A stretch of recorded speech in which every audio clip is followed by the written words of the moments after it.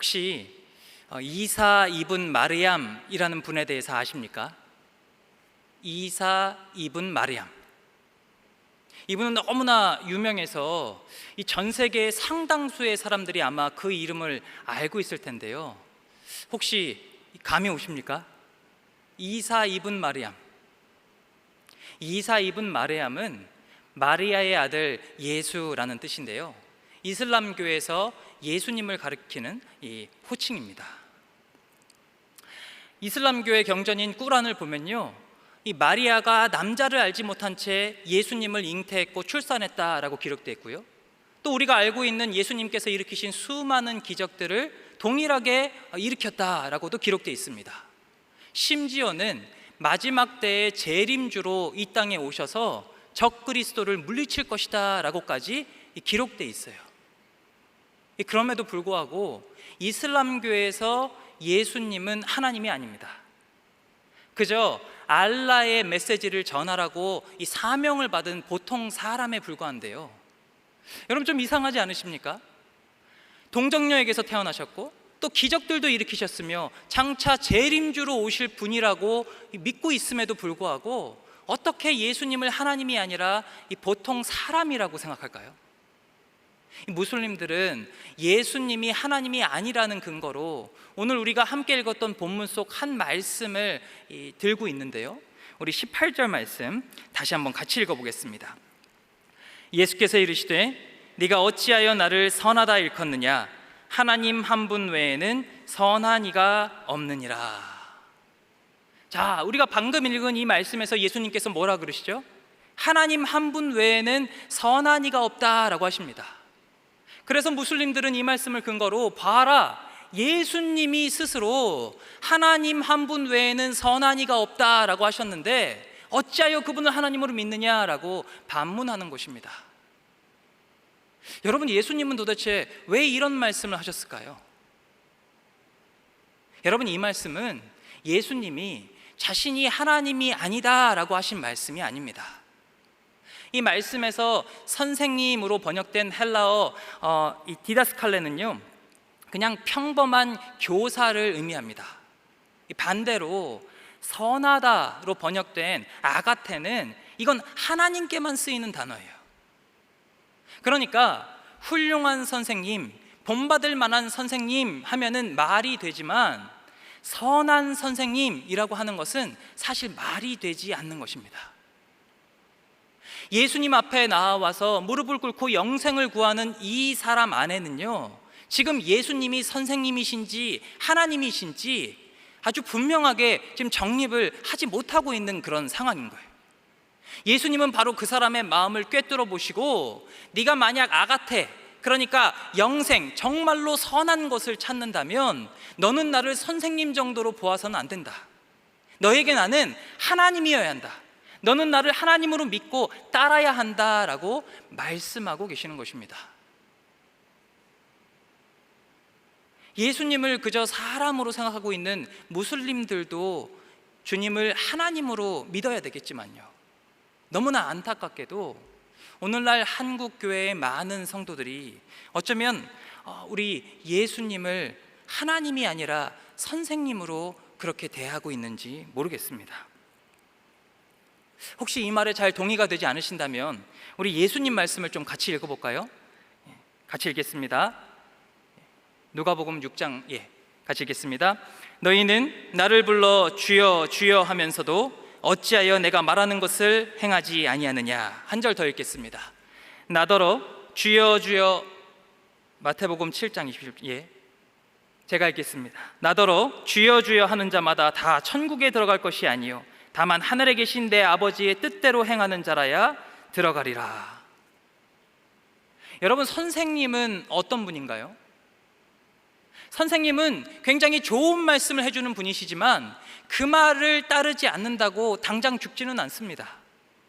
또 학교를 졸업해서 이 어른이 되고 나면요, 나에게 유익이 줄 만한 분들을 스승으로 섬기는데요, 근데 그것도 더 이상 그 말이 통하지 않는다 생각될 때, 그러니까 돈을 버는 방법을 가르쳐 준다 그랬는데 효과가 없다든지 아니면 건강해지는 비결을 가르쳐 준다 그랬는데 실제로 그렇게 되지 않는다든지 하면은 금방 버리는 것이 선생님이에요.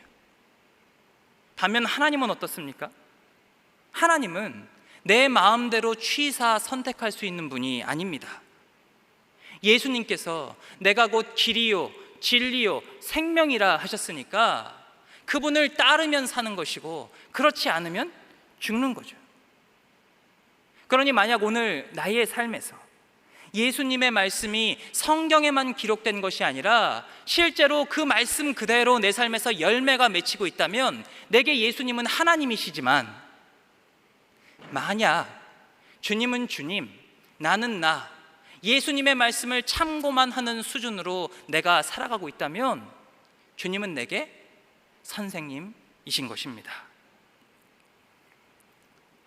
개인적으로 이번 비전 트립은 하나님께서 제게 주신 아주 큰 선물이었는데요, 이 비전 트립 기간 중에 하나님께서 이 두 가지 큰 깨달음을 깨닫게 하셨습니다. 이 첫 번째는 예수님을 선생님이 아니라 하나님으로 섬기는 이들이 어떻게 살아가는지 그 모습을 보면서 깨달아 알게 하신 것인데요,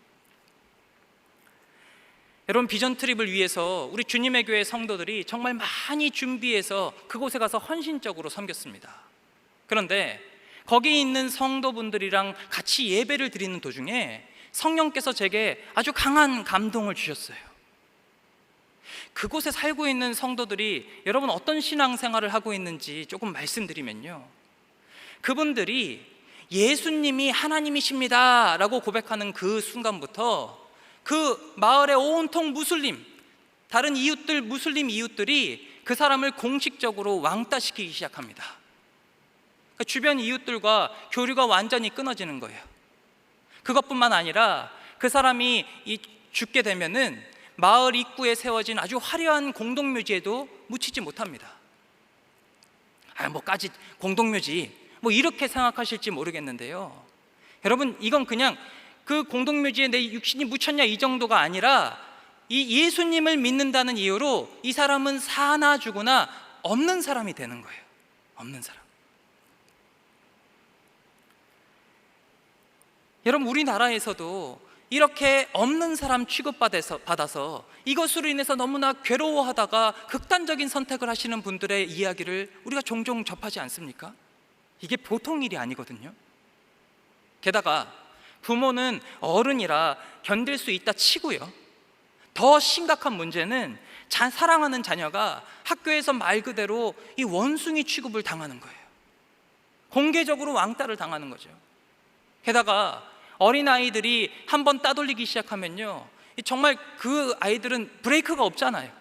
너무너무 가혹하게 이 아이를 왕따시키는 거예요. 내 사랑하는 자녀가 매일같이 울면서 들어오면 부모의 가슴이 어떻겠습니까? 예수님께서 사람의 원수가 자기 집안 식구리라 라고 말씀하셨는데요, 정말 그 말씀과 같이 동네 이웃들에게 당하는 그 왕따도 서러운데 나를 격려하고 지지해 주어야 할 친인척들이 나를 더 못 살게 괴롭히는 겁니다. 정말 바라볼 분은 우리 주님밖에 없는 그 상황에서 그 나라의 성도들이 이 신앙생활을 해나가고 있습니다. 근데 이런 가운데, 그래 내가 겉으로는 무슬림인 척하고 속으로만 예수님을 믿어야지, 이분들 이렇게 살아가지 않아요. 나 도저히 못 견디겠다, 나 다시 돌아갈래 하지도 않습니다. 꿋꿋하게 이분들은 나의 주님은 예수님 뿐이십니다, 예수님은 하나님이십니다 라고 고백하는데요, 그러니 이런 분들과 같이 예배를 드리는 가운데 성령께서요, 아니 지금 누가 누구를 섬기며 누가 누구를 위해서 기도하는가 라고 제게 막 강력하게 물어보시는 거예요. 그래서 기도회를 하다가 제가 그분들께 이렇게 부탁드렸습니다. 여러분, 우리 한국의 성도들을 위해서 기도해 주시기 바랍니다. 우리도 예수님을 잘 믿을 수 있도록 여러분 제발 우리를 위해서도 좀 기도해 주시기 바랍니다 라고 그렇게 부탁을 드렸어요. 그곳에 살아가는 성도들이 우리와 다른 어떤 특별한 능력을 가지고 있는 것이 아닙니다. 여러분, 그런데 어떻게 이런 선택을 할 수 있었을까요? 어떻게 그 사람들에게 예수님이 선생님이 아니라 하나님이 되실 수 있었을까요? 그 비결을 우리 주님께서 이렇게 말씀하십니다. 우리 함께 21절 말씀 읽어보겠습니다. 예수께서 그를 보시고 사랑하사 이르시되 내게 아직도 한 가지 부족한 것이 있으니 가서 내게 있는 것을 다 팔아 가난한 자들에게 주라. 그리하면 하늘에서 보화가 네게 있으리라. 그리고 와서 나를 따르라 하시니. 여러분, 우리 주님께서 예수님을 선생님이 아니라 하나님으로 믿고 따를 수 있는 비결에 대해 뭐라고 말씀하십니까? 뭘 하라고요? 네게 있는 것을 다 팔아 가난한 사람들에게 주고 나를 따르라고 말씀하십니다. 지금 주님 앞에 나와서 영생을 구하는 이 사람은요, 오늘 본문 19절부터 20절 말씀을 보니까 어려서부터 율법이 금하는 것들은 하나도 어기지 않은 사람. 그럼에도 불구하고 예수님을 찾아와서 내가 어떻게 하면 영생을 얻을 수 있습니까? 라고 이렇게 여쭤봤다는 건 그 안에 평안과 확신이 없었다는 거죠. 단순히 열심이라는 관점에서 보자면 우리 기독교인들은 사실 타종교인들을 따라갈 수가 없습니다. 불교 보세요. 108배 제대로 하면은 1시간가량 걸린다는 이 108배를 매일같이 하시는 분들도 계시고요, 심지어 1080배 혹은 철야 3000배를 하시는 분들도 계시대요. 앞서 말씀드렸던 이슬람교의 사람들도요, 우리가 잘 알고 있는 것처럼 하루에 5번씩 시간을 정해서 기도합니다. 율법이 금하는 것들은 평생 입에 대지 않아요. 그리고 평생 한 번은 성지순례를 하라라는 가르침에 따라서 어디에 살고 있든지 사우디아라비아의 이 메카를 찾아갑니다. 그런데 이런 열심들을 통해서 사람이 하나님을 찾을 수 있나요? 그렇지 않습니다. 만약 열심을 통해 사람이 하나님을 찾을 수 있었다면 우리 주님 앞에 나온 이 사람이야말로 단번에 예수님을 하나님으로 고백했어야 합니다.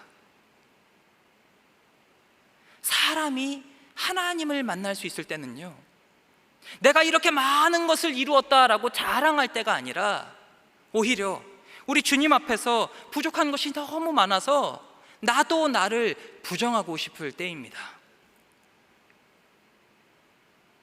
다윗의 자손 예수여, 나를 불쌍히 여겨주소서. 바디메오가 예수님을 부를 때요, 그는 예수님을 다윗의 자손 예수, 그러니까 약속된 메시아로 정확하게 불렀습니다.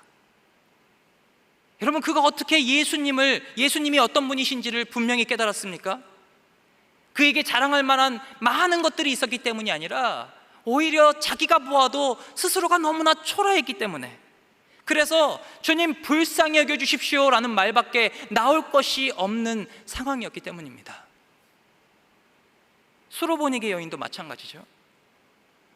자존심이 짓밟히다 못해 땅을 파고 들어가는 그 순간에도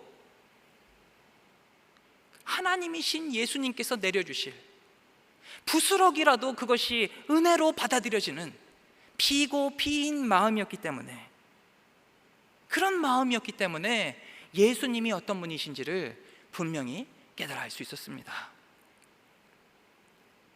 사랑하는 여러분, 다시 본문 속 예수님을 찾아온 이 부자에게로 좀 돌아가 보겠습니다. 이 부자에게 재물은 어떤 역할을 하였을까요? 그에게 재물은 명예를 가져다 주었을 것입니다. 어디를 가든지 귀한 분이 오셨다면서 사람들이 그에게 박수를 막 보냈을 거예요. 또 콩고물이라도 좀 얻어먹을까 싶어서 그에게 절로 고개를 숙였을 것입니다. 또 이 사람에게 재물은 무엇이든 원하는 것은 다 손에 넣을 수 있는 이 자유의 역할을 하였을 거예요. 엄청나게 값비싼 물건들도, 정말 보통 사람들은 이 눈만 꿈벅꿈벅 뜨면서 바라보아야 하는 그런 물건들도 원하면 언제든 내 것이 되게 하는 그런 자유를 재물이 주었겠죠.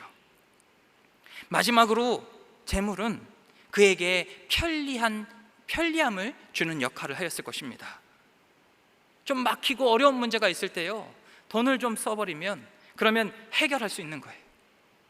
시간이 좀 필요하다는 문제도 돈을 쓰면 금방 앞당길 수 있는 거죠. 그러니까 인생 참 편하다 이렇게 느끼며 살지 않았을까요? 그런데 우리 주님께서 말씀하신 것처럼 그가 가지고 있던 재물을 다 팔아버리면 단순히 재물만 없어지는 것이 아니라 명예와 자유와 편리가 함께 사라져버리는 것입니다. 그러니 그는 22절 말씀과 같이 슬픈 기색을 띠고 근심하며 돌아간 것이죠. 이게 무슨 말입니까? 명예와 자유, 편리를 포기하지 못했을 때 그에게 예수님은 하나님이 아니라 선생님으로 머물게 되셨다는 거예요. 이번 비전 트립을 통해서 하나님께서 제게 주셨던 두 번째 선물은요, 이 숙소를 옮기기 위해서 제 짐을 정리하다가 주신 깨달음이었습니다. 여러분, 우리가 이 TV를 보면요, 광고가 막 나오지 않습니까? 아주 다양한 모델들이 기발한 문구를 가지고 광고를 해요. 근데 이게 굉장히 광고가 수만 편에 이르는 것 같지만 사실 광고의 핵심은 하나입니다. 하나. 무엇입니까? 아니, 여태 이 물건 없이 어떻게 사셨어요? 불편해서 여러분 이때까지 어떻게 사셨습니까? 이거 한번 사보세요. 이거 사면 여러분의 삶이 행복해질 것입니다. 비전 트립을 떠나기 전에 저도 이런 광고에 막 흔들리면서 살았습니다. 아, 저 물건 없으니까 내가 그동안 이렇게 불편하고 불행했구나. 아, 저것만 가지면 내 삶이 참 행복해지겠구나 하면서 살았는데요, 근데 막상 비전 트립을 떠나보니까 거기서 제게 필요한 건 그 자그마한 캐리어 안에 들어가는 그 짐이 전부였더라고요.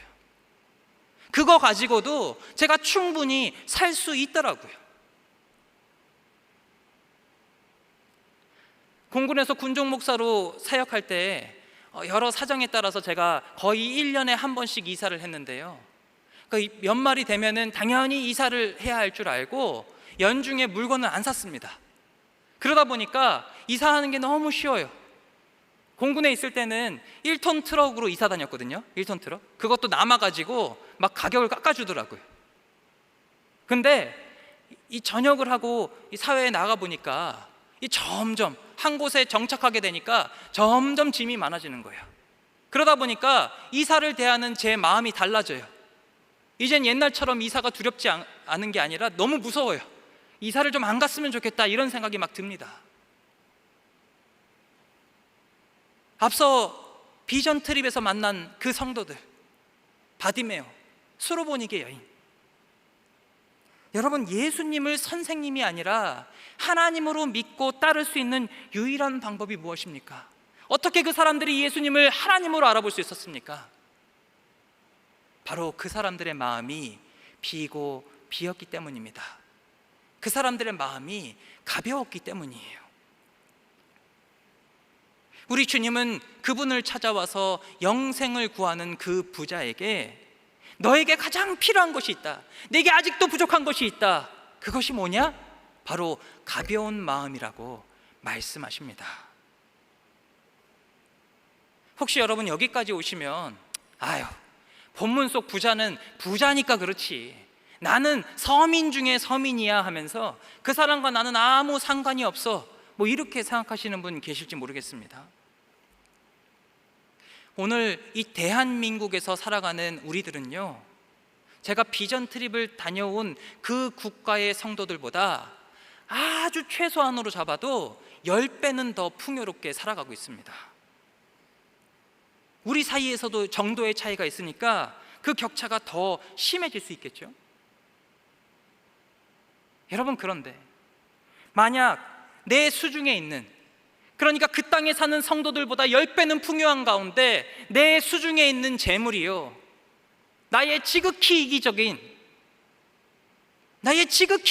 욕망을 위해, 그러니까 내 명예를 위해, 내 자유를 위해, 내 편리를 위해서만 사용된다면, 그래서 이 땅을 살아가는 내 마음이 너무나 많은 물건들에, 너무나 많은 것들에 묶여서 점점 내 마음이 무거워진다면 우리는 10배나 무거운 마음으로 주님을 따르려 하는 것입니다. 롯의 아내가 특별히 욕심이 많아서 소금기둥이 되었겠습니까? 여러분, 그렇지 않습니다. 우리 누가복음 말씀들을 좀 같이 읽어보겠습니다. 누가복음 12장 말씀 같이 읽겠습니다. 삼가 모든 탐심을 물리치라. 사람의 생명이 그 소유에 넉넉한 데 있지 아니하니라. 한 절 더 읽을까요? 너희 보물 있는 곳에는 너희 마음도 있느니라. 아멘. 여러분, 그렇습니다. 원래 보물이 있는 곳에 마음이 있기 마련이에요. 그러므로 오늘 저 척박한 땅에 살고 있는 이들에 비해서 엄청난 부를 누리고 있는 우리 대한민국의 성도들은, 그래서 더 많은 유혹에 빠지기 쉬운 우리들은 내가 내 바로 옆 사람과 비교해서 상대적으로 많이 가졌든 적게 가졌든 그것과 상관없이 내게 있는 재물, 내가 쓸 수 있는 가용의 자원 안에서 그 재물이 주는 유익으로 인해 내가 예수님을 선생님으로 대하면서 내 삶에 아무런 열매가 맺히지 않는 것은 아닌지 심각하게 스스로를 돌아보아야 합니다.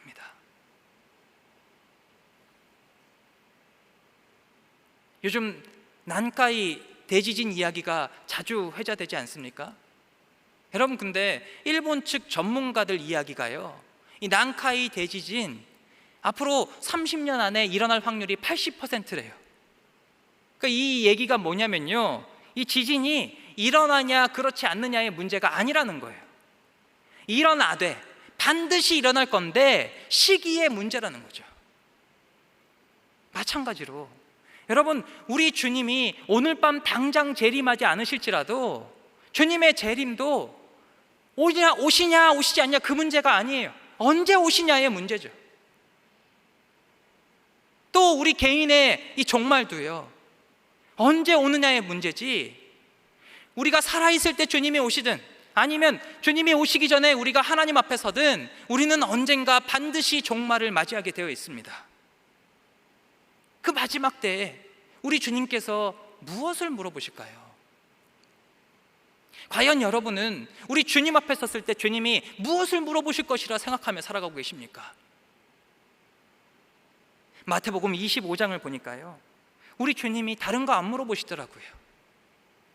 너희가 땅에서 살고 있는 동안 나를 선생님으로 알고 내 말을 참고만 하며 살았냐, 아니면 나를 하나님으로 믿고 내 말을 삶에서 열매가 되도록 노력하며 살았느냐, 이거 물어보시더라고요. 오늘 우리에게도 본문 속 부자가 그랬던 것처럼 갈림길이 펼쳐져 있습니다. 예배를 마치면 우리는 또 새로운 소비 활동을 할 거잖아요. 여러분, 그런데 여전히 이 재물이 내 것이라고 주장하면서 내 자랑, 내 명예, 내가 무언가 사람들에게 빛나 보이기 위해서 이것을 사용할 것인지, 언제든 내가 원하는 것, 내 눈에 보기 좋은 것을 손에 넣기 위해서 내 재물을 사용할 것인지, 잠깐의 불편함도 견디기 싫어서 그 불편함을 해결하려고 재물을 사용할 것인지, 아니면 내 소비가 하나님이신 예수님의 가르침대로 이루어지기를 간절히 기도하며 분별하고 절제하는 지혜로운 삶을 살아갈 것인지 우리는 선택해야 할 것입니다. 이제 말씀을 정리하겠습니다. 우리 주님의 교회에는 50대 50이라는 아주 성경적인 원칙이 있죠. 여러분, 저는 이 원칙이 우리 교회 공동체가 어떻게 하면 예수님을 선생님이 아니라 하나님으로 따를 수 있을까 고민한 결과라고 생각합니다. 그런데 주님의 교회는요, 나와 상관이 없는 어떤 다른 분들이 세운 그런 공동체가 아니잖아요. 우리 각 사람이 바로 걸어다니는 주님의 교회 아닙니까? 그렇다면 우리의 삶 또한 예수님을 하나님으로 따르기 위해서 기꺼이 절제와 지혜로운 소비가 따라야 하지 않을까요? 여러분, 모든 종류의 소비가 나쁘다는 말씀을 드리는 것이 아닙니다. 예수님께서 누가복음 16장에서 하셨던 말씀과 같이 마지막 때를 준비하면서 자칫 정말 잘못하면 불의한 재물로 사용될 수도 있는 그것을 가지고 어떻게 하면 하나님 나라 확장에 사용할 것인가, 이것을 고민하며 살아가는 성도들이 되는 것, 바로 이런 삶을 살아가는 이들에게 예수님은 선생님이 아니라 하나님이 되시는 줄로 믿습니다. 부디 우리 주님의 교회 성도들 정말 이런, 이제는 선생님으로서가 아니라 하나님으로서 예수님을 믿고 따라서 정말 어디에 있든 복된 역할을 감당하는 그런 아름다운 성도님들 되시기를 주님의 이름으로 축복합니다. 우리를 사랑하셔서 오늘도 한 부자를 통하여 우리의 삶을 돌아보게 하신 아버지 하나님, 어떤 나라의 성도들은 예수님을 하나님으로 믿는다는 이유만으로 이웃과의 관계가 끊어지고 가족과의 관계가 끊어지며 사랑하는 자녀들이 학교에 가기가 죽기보다 싫을 정도로 괴로운 형편 가운데 처했음에도 불구하고 여전히 예수님은 선생님이 아니라 하나님이시라면서 자기의 모든 것을 내려놓는데, 주님, 오늘 우리는 그들보다 비교할 수 없을 정도로 풍요로운 가운데 부자가 그랬던 것처럼 나의 명예와 자유와 편리를 위해서 거리낌 없이 내게 주신 재물들을 사용하고 있지는 않았는지 우리의 모습을 다시 한번 돌아봅니다. 주님, 이후로 또다시 우리의 소비가 시작될 터인데 이제부터는 예수님이 선생님이 아니라 하나님이 되시도록, 예수님의 말씀이 내 삶 가운데서 분명한 열매로 나타날 수 있도록 우리의 소비 가운데 절제와 지혜를 더하여 주시옵소서. 주님, 나를 위해서 사용하고 싶은 것이 있을 때 우리 주님의 눈이 향하는 그 사람을 위해서도 사용하게 하시고, 내가 풍요로움을 원하는 만큼 지금 굶고 있고 여러 가지 어려운 상황 가운데 있는 사람들이 있다는 것을 분명히 기억하게 하여 주시옵소서. 우리가 머무는 곳마다 진정으로 우리가 걸어다니는 주님의 교회 되어서 예수님을 하나님으로 따르는 지혜로운 성도들 되기를 간절히 소망합니다. 주님, 또 세계 열방의 성도들을 위해서 기도합니다. 지금도 그들이 눈물 흘리며 우리 주님을 찾고 있는 것 잘 알고 계시는 줄로 믿습니다. 여러 가지 압박과 핍박과 관계의 단절과 눈물 흘릴 수밖에 없는 순간들 가운데서도 우리 예수님을 잘 믿어 장차 하나님 나라의 영광 가운데 입성하는 성도들 되게 하여 주시옵소서. 우리 또한 풍요에 젖어서 무거운 마음으로 우리 예수님의 말씀을 참고만 하는 것이 아니라 삶에서 하나님이신 예수님의 말씀을 분명히 따라감으로 장차 하나님 나라에서 세계 열방의 성도들을 만날 때 부끄러움 없이 기쁨 가운데 그들과 재회하며 그들에게 우리의 신앙의 간증을 들려주는 그런 복된 성도들 되게 하여 주시옵소서. 우리 모든 이들이 주님의 교회 되기를 간절히 소망하며 우리 주 예수 그리스도의 이름으로 기도드립니다. 아멘.